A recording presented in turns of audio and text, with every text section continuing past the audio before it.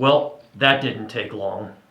The cyber attack that hit Colonial Pipeline has now resulted in a class action lawsuit filed in the U.S. District Court for the Northern District of Georgia, only about 10 days after the ransomware attack first hit Colonial. Now, this video is not intended to heap more bad news onto Colonial Pipeline. Instead, I want to demonstrate how a cyber event can trigger things from going from bad to worse in a very short period of time.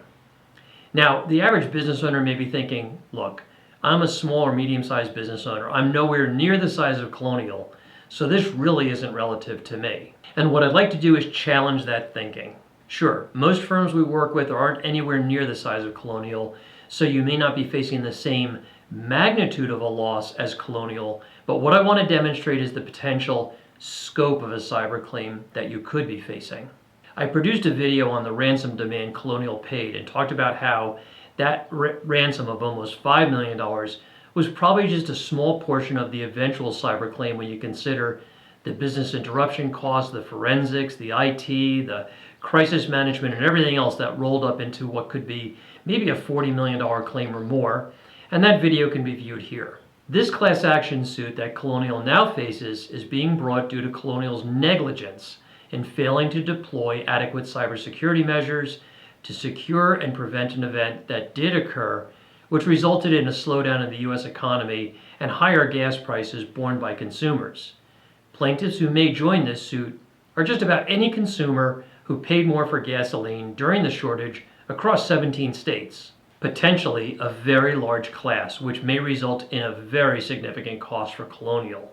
So, on top of the cost of the ransom, the business interruption, and all the experts needed to remediate the initial cyber claim, it may end up looking like peanuts once defense costs and settlement costs are totaled up for this class action. That, of course, will take years to wind its way through the system, but we're looking at probably tens of millions, if not hundreds of millions of dollars. So how can a similar claim impact a small or medium-sized business? Pretty much the same way it's unfolding for Colonial. Sure, a ransomware event hitting your firm isn't going to make the nightly news, but your customers, vendors, and others are going to learn about it. You may need to pay a ransom to recover your data. You'll definitely need to hire experts to help navigate through the maze of state and federal regulatory issues and manage the crisis for you. You may have notification costs to deal with, and like Colonial, you may face a negligence lawsuit. It could come from a disgruntled customer, vendor, or employee alleging failure to maintain safe data practices, or it could come from an opportunistic law firm looking to form a class. That's a lot of potential costs following a cyber event. How much will it cost? That I don't know, but what it does make me think is that the $1 million cyber policies that most small and medium-sized firms carry are probably insufficient. The cyber landscape has shifted over the past year or so, and that means you should be looking at higher limits on your cyber insurance renewal.